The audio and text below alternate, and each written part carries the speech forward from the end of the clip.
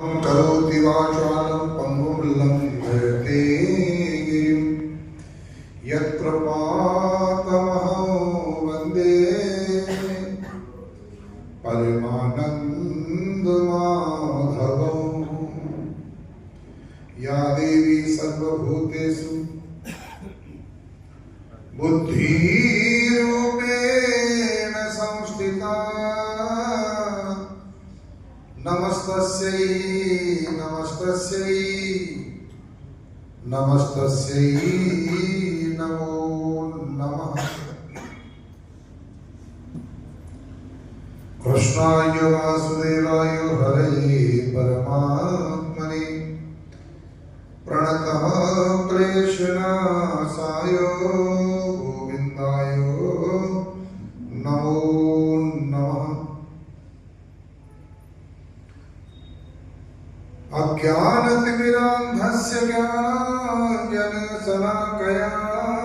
चक्षुरुन्मीलितं येन तस्मै श्रीगुरुवे नमः।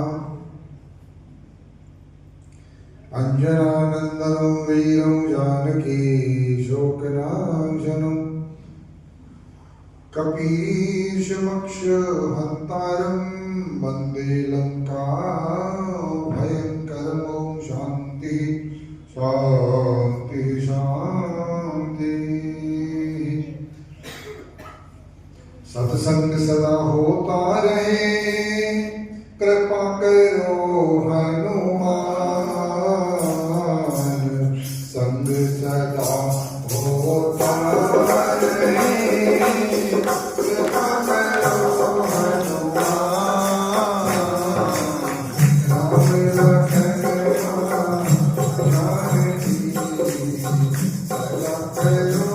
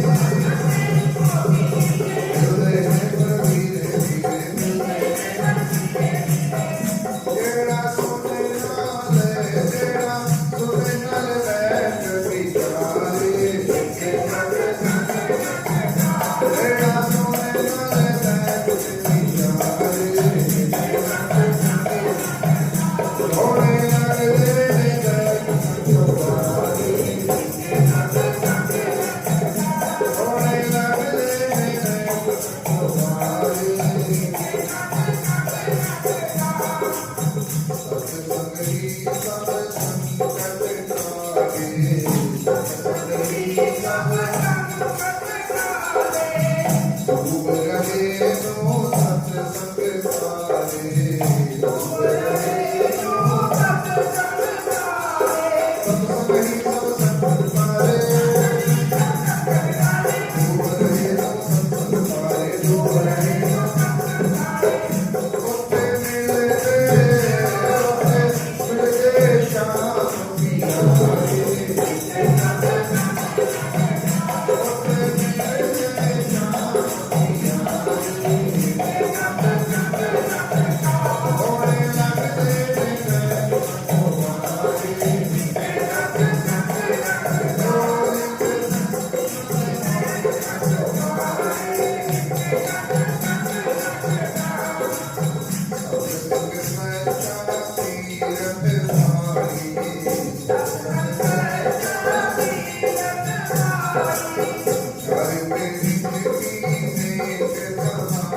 Hare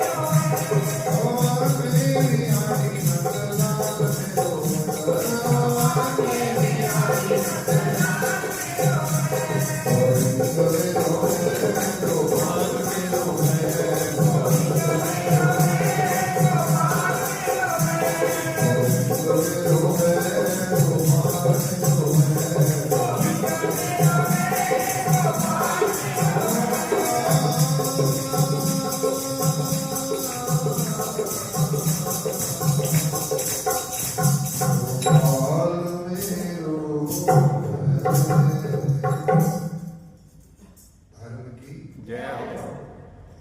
अधर्म का नाश हो, प्राणियों में सद्भावना हो, विश्व का कल्याण हो। गैया मैया की जय हो, गायत्री मैया की की जय हो, गीता मैया की जय हो, गंगे मैया की जय हो, वेद भगवान की की जय हो, गुरुदेव भगवान की जय हो, भारत के तीर्थों की जय हो, भारत के महापुरुषों की जय हो, श्री रामचरितमानस की जय हो, गोस्वामी तुलसीदास जी महाराज की जय हो, आनंद कंद भगवान की की जय हो। जय करे वीर बजरंग के हर हर महादेव। जो बोले सो सनातन धर्म की जय। श्री राधे, जय श्री राधे।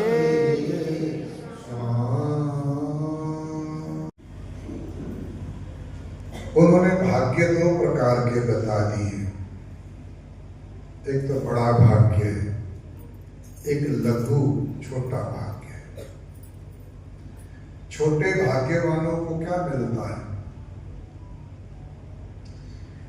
धन मिलता है, दौलत मिलती है, तंदुरुस्ती मिलती है, मानव चोला मिलता है, सांसारिक सुख सुविधाएं, पुत्र पौत्र, लायक पत्नी, लायक पति, उच्च कोटि के विचारधारा वाले माता पिता।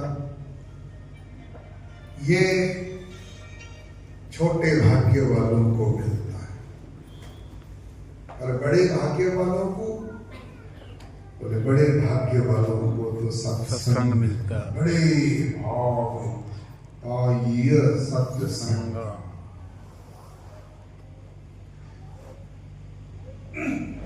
सत्संग का लाभ क्या है? मेरी माताएं भजन बोलती हैं, सांवरे से मिलने का, सांवरे से मिलने का सत्संग ही बहाना है। सांवरे से मिलने का सत्संग ही बहाना है। सत्संग में क्या मिलता है? बोले मेरा सांवरा सत्संग नहीं मिलता। एक ठिकाना है, सब विचारों को ग्रहण करने का ठिकाना है, जीवन को सुधारने संवारने का ठिकाना है सत्संग। श्रोताओं, परमपिता परमात्मा ने सृष्टि में करोड़ों अरबों प्रकार की चीजें बनाई हैं। कोई गिन सकता है क्या क्या बनाया परमात्मा ने सृष्टि में? क्या क्या बनाया? कमाल है। बंदा देखता ही रह जाता है। बा मेरे मालिक, इतना दिमाग हद है। और ऐसी कोई चीज संसार में है ही नहीं जिसको कोई ना कोई ना चाहता हो। हर एक चीज का कोई ना कोई चाहता है। कोई चीज परमात्मा ने बेकार बनाई नहीं। बेकार तो कोई वस्तु होती नहीं। जंगल में लकड़ी होती हो, सूख जाती है, उसको भी दीमक खा जाते हैं। दीमक उसका भी चाहने वाला है। सूखी लकड़ी जलाकर हम रोटियां बनाते हैं। हम कहते हैं विष्ठा सबसे गंदी चीज है, बेकार है, अरे राम। लेकिन उसमें भी कीड़े पैदा होते हैं, कीड़े उसको भी चाहते हैं। संखिया जहर इतना खतरनाक होता है। संखिया को कोई चाहता नहीं है, लेकिन संखिया जब खराब होने लगता है उसमें भी कीड़े पैदा। राजस्थान में ना एक पेड़ होता है, उस पेड़ का नाम है बबूल। बबूल में इतने लंबे लंबे कांटे होते हैं, खतरनाक होता है, छूने में डर लगता है, कहीं कांटा चुभ न जाए। और कांटे ऐसे तीखे कांटे होते हैं कि डर लगता है रे बाबा। लेकिन उसको भी ऊंट चबा चबा के खा जाते हैं, बकरियां उसको भी, उन कांटों को भी चबा चबा कर खा जाती हैं। कहने का भाव ये है कि सृष्टि में ऐसी कोई वस्तु नहीं जो बेकार हो, जिसको कोई ना चाहता। लेकिन एक चीज ऐसी है श्रोताओं जिसको कोई नहीं चाहता। न जलचर चाहता है, न थलचर चाहता है, न गगनचर चाहता है। न जड़ चाहता है, न चेतन चाहता है, न स्थावर चाहता है, न जंगम चाहता है। एक चीज परमात्मा ने ऐसी बनाई जिसको कोई नहीं चाहता। और फिरोजपुर वालों, बता सकते हो कौन सी चीज है?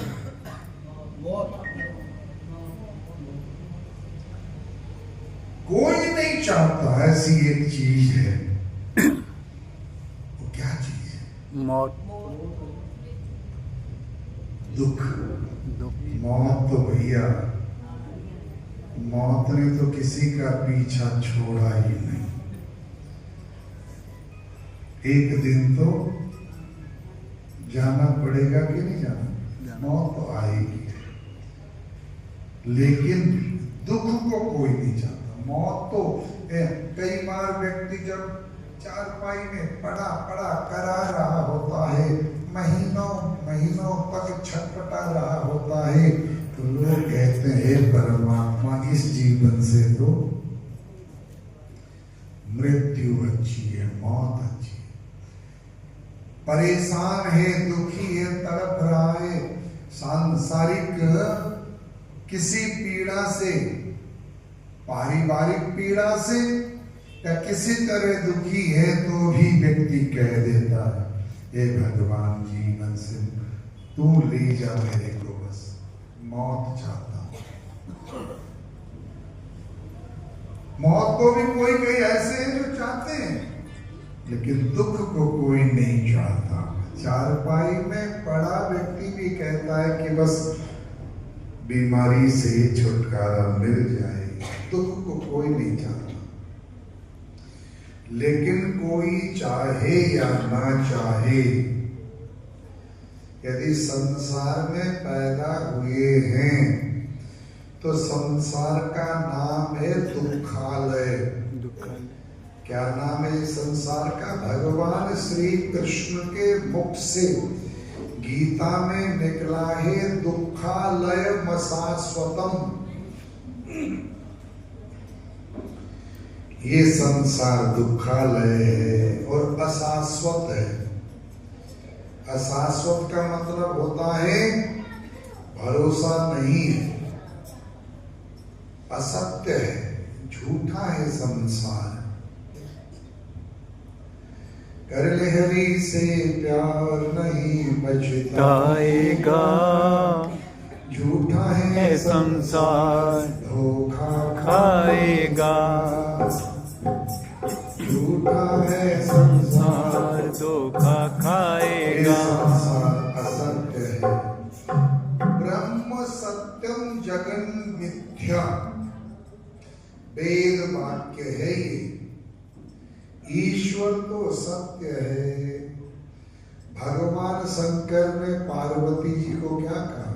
एक बार पार्वती जी भोलेनाथ से कहने लगी, बाबा आपकी उम्र कितनी है? शंकर जी ने कहा, देवी मेरे इस कंठ में मुंडमाला पड़ी है। मुंडमाला, मुंडों की माला पड़ी है। ये कितने मुंड हैं?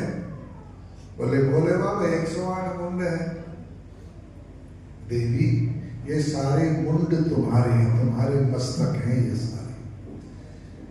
तुम्हारे इतने जन्म हो चुके हैं, लेकिन सदा शिव मैं वही हूं, मैं वही हूं। मेरे में कोई परिवर्तन नहीं। इतनी लंबी उम्र है मेरी, बाबा आपकी कितनी लंबी उम्र है? बोले इतनी लंबी उम्र है कि तुम्हारी 108 बार मृत्यु हुई, उन मुंडों को मैंने धारण किया है। उसके अलावा भी जब 108 मन के पूरे हो गए तो माला बनानी बंद कर दी। उसके अलावा पता नहीं तुम्हारे कितने जन्म हो चुके हैं। बस उससे कहीं पहले की मेरा जन्म है। बाबा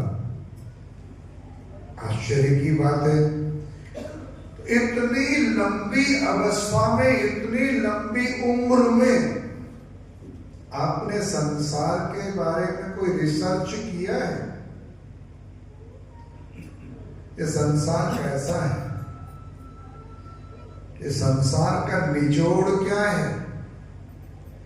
तब भोलेनाथ ने कहा रामचरितमानस में, उमा कहूं मैं अनुभवे अपना, उमा कहूं मैं अनुभवे अपना, हरि भजन गत सब सपना, हरि भजन पर सपना। श्री राम जय राम जय जय राम, श्री राम जय राम जय जय राम, जय राम जय जय राम, श्री राम जय राम जय जय राम।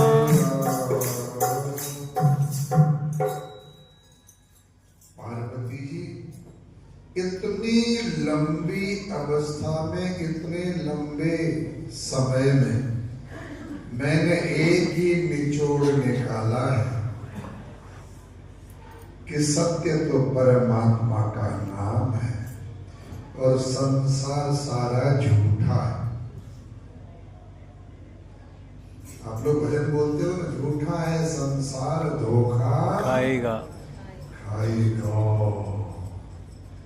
ये धोखेबाज है संसार, बच के रहे। वो सत्य है गोविंद का, इष्ट देव का, गुरु मंत्र का भजन में।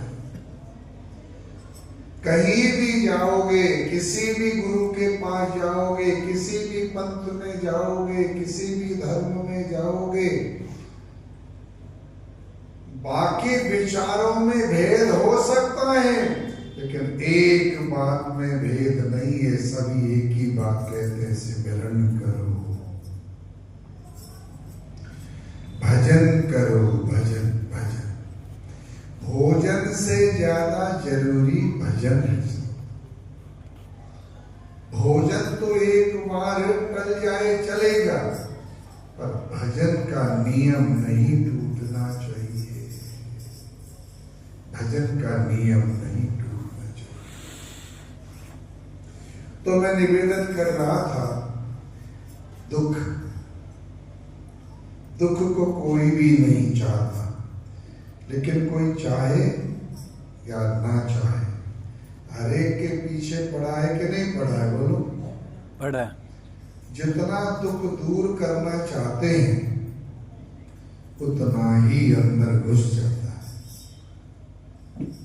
इसलिए भजन माताएं गाती है, भाई लोग गाते हैं, ब्रज के नंदलाला राधा जी के सांवरिया, सभी दुख दूर हुए जब तेरा नाम लिया। एक ही तरीका है दुख दूर करने का, और वो है अपने इष्ट देव का नाम जप करो। जितना हो सकता है जप करो, जप करो, जप करो, सिमरन करो। क्या लेके जाना है? क्या लेके आए हैं?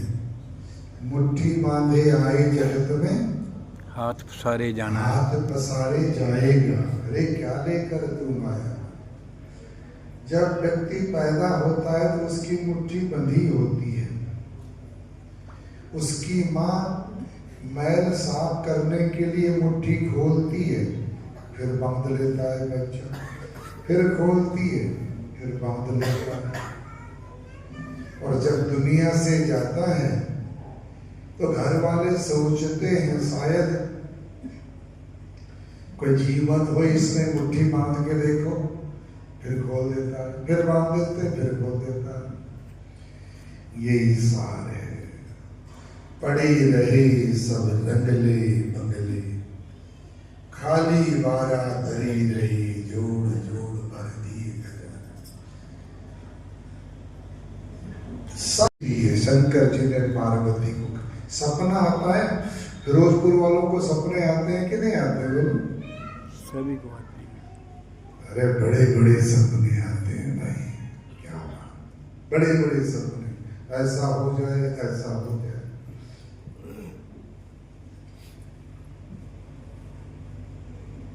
एक बार मेरे को भी सपना आया। सपना सत्य होता है कि असत्य होता है? सच बताना। कभी कभी सत्य हो जाता है। नहीं, सपने तो झूठे ही होते हैं, तकरीबन झूठे होते हैं। कोई ऐसा हो एक आध, कभी ऐसा लगे तो बात अलग है। मैंने भी सपना देखा है। सपने तो बहुत बार आते हैं, लेकिन एक बार ऐसा लगा कि सपने में मैं देख रहा हूं किसी ने डंडा मारकर मेरा हाथ तोड़ दिया, जोर से था। अब मैं बड़ा दुखी, मैं भागने लगा, वो पीछे डंडे लेके आ रहे मारने वाले। तेरा हाथ तो तोड़ दिया, तेरी टांग भी तोड़ दी, छोड़ना नहीं तेरे। मैं आगे आगे भाग रहा हूं, वो पीछे पीछे भाग रहे, छोड़ना नहीं। मैं पीछे की तरफ देखने लगा, वो आ रहे हैं तो आ रहे थे, लेकिन उस समय एक मेरे से पीछे देखने के कारण आगे का ध्यान नहीं रहा। किसी खड्डे से मैं गिर गया। खड्डे में गिरने से बिस्तर में जाग खुल गई, नींद खुल गई, एकदम से आंखें खुली। सबसे पहले तो मैंने अपना हाथ देखा, ठीक ठाक है, वो ठीक था। उसके बाद मैंने मुड़ के पीछे की तरफ देखा। अब पीछे क्या देखना, तकिया लगा है पीछे की तरफ, आगे कुछ नहीं, सब सपना था। तो जैसे सपने में हर चीज असत्य लगती है, हर चीज असत्य होती है, ऐसे संसार भी सपना है। वो घंटे 2 घंटे का सपना है, रात सोते हैं जो दिखता घंटे 2 घंटे दिखाई देता है। और ये सारी जिंदगी 60, 65, 70, 75 साल जब तक जियोगे तब तक ये सपना दिखता ही रहता है। आंखें खुलने के बाद वो सपना सत्य, वो सपना झूठा, और आंखें बंद होने के बाद ये सपना सत्य। सोने सपना देख के जागने के बाद जैसे हमें, अच्छा आपको कोई, किसी को, श्रोताओं, कोई व्यक्ति को सपना आया, उसने सपने में देखा कोई उसको 99 रुपए दे रहा है, 99 रुपए उसको पकड़ा रहा है। उसने गिने तो 99 थे। उसने कहा 99 तो नहीं लूंगा, तो मुझे 99 के चक्कर में डालना चाहता, मैं तो नहीं लेता 99, ले अपने। देने वाला कहता लेना है तो ले ले, सपने में देखना, लेना है तो 99 ले ले। उसने कहा मैं तो नहीं लेता। अरे ले ले, ये रखी है थैली, उस समय सिक्के होते थे चांदी के, ये रखी है थैली, उठा ले, मैं तो नहीं लेता। जैसे उसने कहा मैं तो नहीं लेता, उधर बिस्तर में जाग खुल गई। उसने देखा कोई थैली नहीं है, कोई देने वाला नहीं है। अब उसने आंखें बंद की दोबारा से, कहने लगा भैया आ जाओ, दे दो, 99 ले लेता हूं, कोई बात नहीं, 99 दे दो। और देने वाला बैठा है क्या? नहीं बैठा, वो तो सपना है। जिस प्रकार से जागने के बाद सपना झूठा लगता है, ऐसे ज्ञान होने के बाद संसार भी झूठा लगेगा। जब ज्ञान के नेत्र खुल जाएंगे तो श्रोताओं ये संसार भी असत्य है, इस बात को नोट कर लो।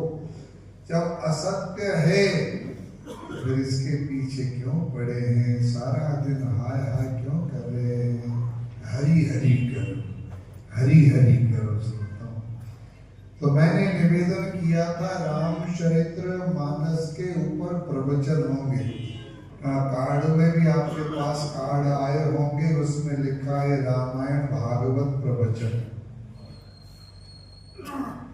भागवत का प्रवचन तो हमारे सुशांतानंद जी आपको सुनाते हैं मेरे से पहले। मैंने रामायण रामचरित्र मानस के प्रवचन सुनाने हैं। और दूसरा दिन तो निकल गया, लगभग कितना सुना दूंगा, जितना हो पाए। अच्छा एक बात बताओ, रामचरित्र मानस में कितने कांड हैं? कितने सोपान हैं? कितने कांड हैं? हम तो सनातनी हैं, सारा दिन हम सनातन धर्म का प्रचार करने निकलते हैं। अरे 7 कांड हैं भाई रामायण में। रामचरित्र मानस में कितने कांड हैं? 7 कांड हैं। और हर कांड के पीछे लिखा है, बाल कांड के पीछे लिखा है इति प्रथम सोपान। अयोध्या कांड के पीछे लिखा है इति द्वितीय सोपानम, तृतीय सोपान, चतुर्थ सोपान, पंचम सोपान, षष्ठ सोपान, सप्तम सोपान। सोपान का मतलब होता है सीढ़ी। सोपान का क्या मतलब होता है? सीढ़ी को आपके यहाँ क्या कहते हैं? पौड़ी। सोपान का मतलब होता है पौड़ियां। भागवत प्राप्त करने का रामचरित्र मानस 7 सोपान की पौड़ी है श्रोताओं। प्रभु प्राप्ति की 7 सोपान की पौड़ी है, सीढ़ी है। इस सीढ़ी में पहला आता है बाल कांड। बाल कांड का भाव क्या है आप समझो। तीनों लोक और 14 भुवनों के मालिक मर्यादा पुरुषोत्तम भगवान श्री राम बालक बन करके कौशल्या की गोद में खेलने महाराज दशरथ के आंगन में लीला करने आते। छोटे से बालक बन करके भगवान आते हैं।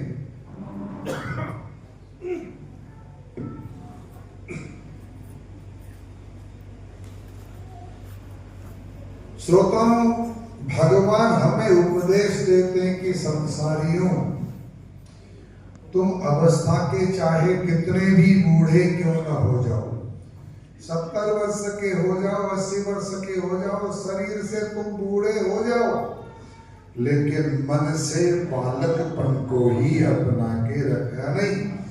मन बाल भाव वाला होना चाहिए। बालक के मन में कोई छल कपट की दुर्भावना नहीं होती।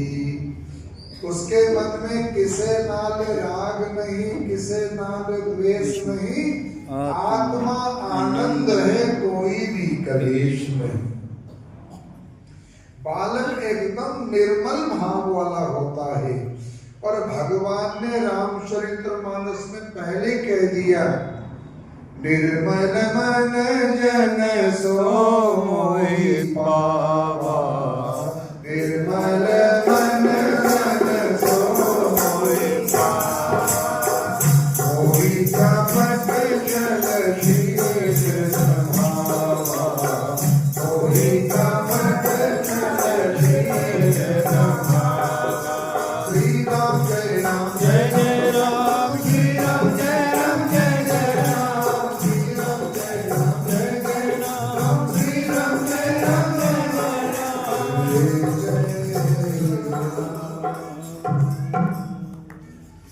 भाई मेरे पास आना है तो पहले मन को निर्मल बनाओ, मन को पवित्र बनाओ।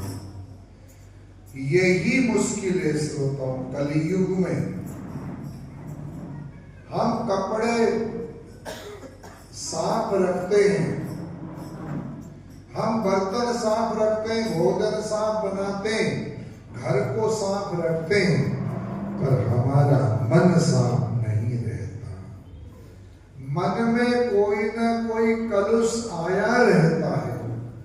मन में कोई ना कोई ईर्ष्या, काम, क्रोध, लोभ, मोह, अहंकार, आशाएं, तृष्णाएं, वासनाएं, कुछ न कुछ विषय अंदर घुसे रहते हैं। इसीलिए हम इतने परेशान रहते हैं। यदि मन को निर्मल नहीं करेंगे तो श्रोताओं परमात्मा नहीं मिलेंगे। अब मन निर्मल करना हो तो क्या करना है? कौन सा उपाय है जिससे मन निर्मल होगा? बोले जैसे बर्तन साफ करने के लिए कौन सा पाउडर, भीम कहते हैं, भीम से बर्तन साफ करते हैं, साबुन से कपड़े साफ करते हैं, पाउडर से घर साफ करते हैं। श्रोताओं ऐसे ही हरि नाम जप से मन पावन होता है, मन शुद्ध होता है, मन पावन होता है। इसलिए बर्तन ज्यादा गंदा, ज्यादा काला हो जाए तो ज्यादा रगड़ना पड़ता है। मन की भी ये स्थिति है, मन ज्यादा मैला हो जाए तो फिर ज्यादा जप करना पड़ेगा। करते चलो, करते चलो। आप कहोगे गुरुजी लगता ही नहीं मन, क्या करें? मन एवं मनुष्याणाम कारणम बंध मोक्षयो। ये मन ही है, मन पापी, मन पालती, मन चंचल, मन चोर, मन के मते न चालिए, पलक पलक मन और। कोई भरोसा नहीं कब कहां ले जा करके ये मन आपको गिरा दे। इसलिए ज्यादा से ज्यादा सिमरन करके मन को संभालो। मन ही है जो तुम्हारा परमात्मा से मिलाएगा। नरक ले जाने वाला भी मन है, और नरक जाने की तैयारी में तो सारे बैठे हैं, परमात्मा से मिलने की तैयारी में कोई है। श्रोताओं जैसे कल मैं कह रहा था, अन्य युगों में कठोर तप करना पड़ता था। किसी युग में बड़े बड़े यज्ञ करने पड़ते थे, किसी युग में कठोर तप करना पड़ता था, लेकिन कलयुग कितना सरल है। हरे नाम, हरे नाम, हरे नामैव केवलम, कलौ नास्तेव नास्तेव नास्तेव गतिरन्यथा। और कुछ न करो, केवल कलियुग केवल नाम आधारा। सुमिर सुमिर नर उतरे कुछ न करो। भव सागर से पार लगाने वाला केवल परमात्मा का नाम है। इसलिए भगवान तीनों लोक 14 भुवनों के मालिक होने पर भी बाल कांड में बाल रूप धारण करके हमें उपदेश देते हैं कि तुम भी शरीर से वृद्ध हो जाओ चाहे, लेकिन मन से बाल भाव को ही स्वीकार करो। मन में बाल्य भाव ही रखो। बालक होता है, शरारत करता है, कोई नुकसान करता है, थप्पड़ मार दो, रोने लग जाए तो उसको टॉफी दिखा दो, भाग के टॉफी लेने आ जाएगा, भूल जाएगा वो किसी ने मारा था। इसीलिए निर्मल मन। और अयोध्या कांड क्या है? बोले ना युद्धति इति अयोध्या। बाकी जितने 6 कांड हैं सब में युद्ध का प्रसंग है। रामायण के अन्य 6 के 6 कांडों में युद्ध का प्रसंग है, लेकिन रामचरितमानस के अयोध्या कांड में कोई युद्ध का, उसमें लबालब प्रेम भरा हुआ। लबालब इतना प्रेम अब पूरी रामायण में सुना नहीं पाऊंगा, लेकिन लखनलाल जी को वनवास नहीं मिला था, सीता जी को वनवास नहीं मिला था, महाराज दशरथ को जरूरत नहीं थी प्राण त्यागने की, क्योंकि भगवान श्री राम 14 वर्षों में वापस आ ही रहे थे। लेकिन प्रेम इतना गहरा था ये सब लीलाएं हुई। लक्ष्मण जी साथ में चले गए। सीता माता कहती है मैं तुम्हारे बिना, जहाँ आप हैं वहीं अयोध्या है, मुझे अवध में रहने की जरूरत नहीं, मुझे आपके साथ चाहे कितनी कठिनाई भी हो, पति साथ में है तो कोई बात नहीं। तो मेरा भाव यही है, अयोध्या कांड प्रेम करना सिखाता है, अरण्य कांड हमको सिखाता है तप करना। तीनों लोग 14 भुवनों के मालिक, वो तो साक्षात परमात्मा है, वो तो ईश्वर है, वो तो सृष्टि के पालन करता, सृष्टि के निर्माण करता, पालन करता, संहार करता है। लेकिन वो भी मानव तन धारण करने के बाद जब मृत्यु लोक में आए तो वनवास में 14 वर्षों तक तप करने के लिए जाते। हमें उन्होंने उपदेश दिया है, यदि मानव का तन धारण किया है तो जीवन में तप जरूरी है, भजन जरूरी है, साधना जरूरी है। सब या तपति स उत्तिष्ठति या न तपति स पतति। एक धातु चलती है तपति, तपत, तपंती। दूसरी धातु चलती है पतति, पतत, पतंती। या तपति जो तप करता है तो ऊंचाइयों को पहुंचता है। जैसे गैस का गुब्बारा ऊपर ही ऊपर उठता जाता है, ऐसे तप करने वाला भी ऊपर ही ऊपर उठता जाता है। उनकी पत्नी ने भी हमसे दीक्षा ली हुई थी। ये मुक्तसर की घटना है। कहने लगे गुरुजी अपनी चेली को मनाओ, एकादशी न रखा करे। मैंने कहा सेठ जी क्या बात हो गई? बोले रोज नित्य प्रति भोजन करती है तो कोई 10 रुपए का भोजन कर लेती होगी, 2 फुलके और थोड़ी सब्जी। एकादशी के दिन 100 का पत्ता लग जाता है मेरा। यानी पुरानी बात है ये, 100 का पत्ता तब लग जाता था, 100 का पत्ता लग जाता। तो मतलब वो एकादशी नहीं, वो तो हमारा पेट भरने का एक वो तरीका हो गया। नहीं, एकादशी को वैसे तो निराहार होना चाहिए, निराहार नहीं रह सकते, बिल्कुल अल्पाहार होना चाहिए, अल्पाहार, वो भी फलाहार, अल्पाहार होना। तो मैं निवेदन कर रहा था आपसे कि तप करना सीखो, तपो, तपो। शरीर को जितना तपाओगे उतना बलिष्ठ होगा, निरोग रहेगा। और जब शरीर को जितना ढीला छोड़ दोगे उतना ही कमजोर होता जाएगा। शरीर के लिए तो नित्य भजन और योगा करना जरूरी है। नित्य प्रति योगासन, प्राणायाम, प्रत्याहार, ध्यान धारणा जितना हो सके अधिक से अधिक करो। लेकिन आजकल कहाँ लोग तो ऐसे थुल हुए जा रहे हैं। काम भी घर में नहीं है आजकल। काम लोग कहते काम तो बहुत है, लेकिन काम करने वाली ना चाहे तुम्हारी ताकत ले जाती है। पहले जमाने में हमारी माताएं अपने घर में पोछा लगाती थी ऐसा करके, कमर की वर्जिश अपने आप हो जाती थी। कपड़े धोती थी ऐसे करके, थापियां मारती थी ऐसे हाथ बदल बदल करके, तो हाथों की वर्जिश अपने आप हो जाती थी। फुलके बेलती, चटनी पीसती, मसाला पीसती, सब कुछ करती, अपने आप योग होता रहता था। शरीर है देखने में अच्छा लगता था।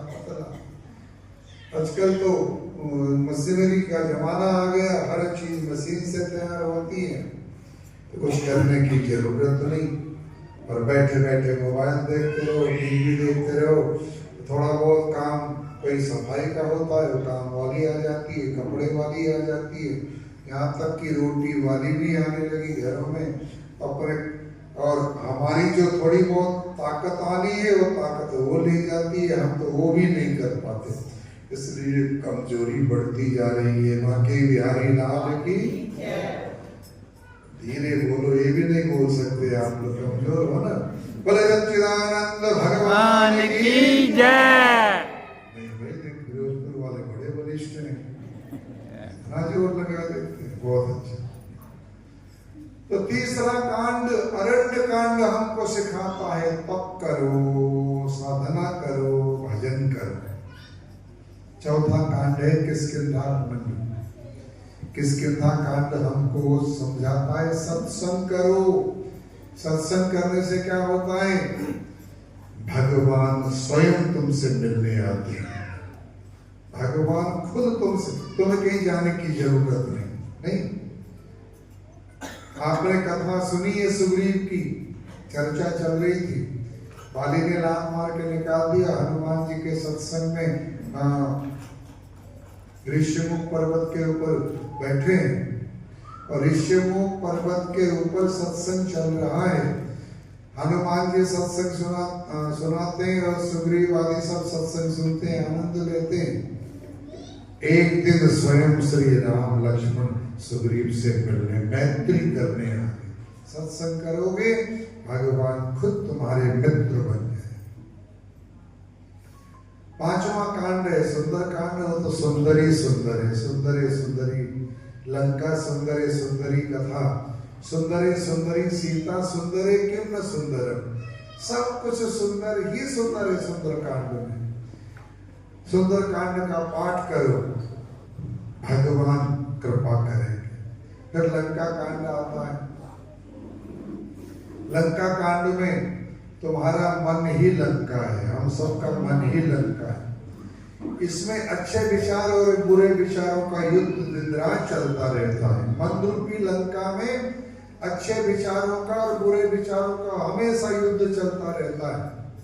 और अभी तक तो हमारे मन रूपी लंका में बुरे विचार ही विजयी हो रहे हैं, अच्छे विचारों की जीत नहीं हो रही।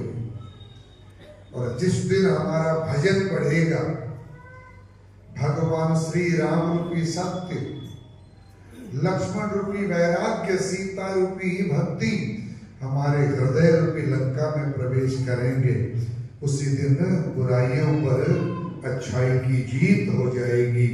हमारी लंका अयोध्या बन जाएगी। इसलिए ये लंका कांड है। और जिसके 6 कांड, जीवन के 6 कांड सुधर गए, उनका उत्तर कांड यानी उत्तर जीवन उसका मंगलमय हो जाएगा, आनंदमय हो जाएगा, सुखमय हो जाएगा। इसलिए 7 कांड का मतलब जिनके 7 सोपान सुधर गए, उसको उसके बाद परमात्मा का मिलन निश्चित है, पक्का है। रामायण सुरतरु की छाया, दुख भय दूर निकट जो आया। रामचरितमानस में गोस्वामी जी लिखते हैं, रामचरितमानस क्या है? बोले कल्प वृक्ष की छाया। आप कल्प वृक्ष के नीचे जाकर, कल्प वृक्ष के नीचे जाकर बैठ जाइए। आपको जो चाहिए, कल्प वृक्ष आपकी हर इच्छा पूरी कर देता है। हर इच्छा पूरी। सद्विचार हो, अच्छे विचार हो तो भगवान भी मिला देता है कल्प वृक्ष। 2 मिनट का दृष्टांत याद आ गया, कहो तो सुना दूं, नहीं तो वाणी को विराम दे देता हूं। सुना दो जी, सुना दो। पिछली बार भी तो सुनाया था मैंने, आपको याद आएगा। आत्मा ने सुनाया। नारद जी बीन बजाते बजाते मृत्यु लोक में भ्रमण करने के लिए आते ही हैं। हमेशा आते जाते रहते। नारद जी दिखाई नहीं देते, हम लोगों को बात अलग है। एक बार नारद जी घूमते फिरते किसी गृहस्थ के घर में चले गए। नारद जी उससे मिलते रहते थे। नारद जी से उसका प्यार बढ़ गया। नारद जी एक दिन गए, रात को रहे। सवेरे जब वापस चलने लगे तो उस भाई ने कहा, नारद जी कृपा करो मेरे को भी ले चलो, मेरी बड़ी उत्कंठा है भगवान से मिलने की, मेरे को भी ले चलो नारद जी, मैं प्रभु से मिलना चाहता हूं।